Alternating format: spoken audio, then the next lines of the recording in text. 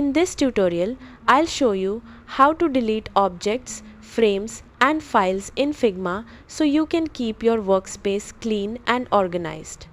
Start by opening your Figma file and selecting the item you want to delete.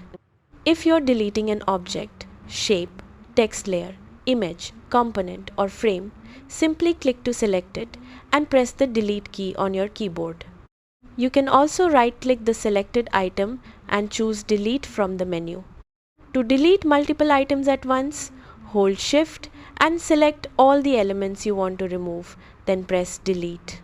If you're working in the layers panel, you can select layers directly from the list and delete them the same way. To delete an entire page, right-click the page name in the Pages panel and choose Delete. If you want to delete a file from your dashboard, return to the Figma home screen, locate the file, click the three-dot menu and select Move to Trash. Files moved to trash can be restored later if needed. To permanently remove a file, open the Trash section in your dashboard, locate the file and choose Delete Permanently.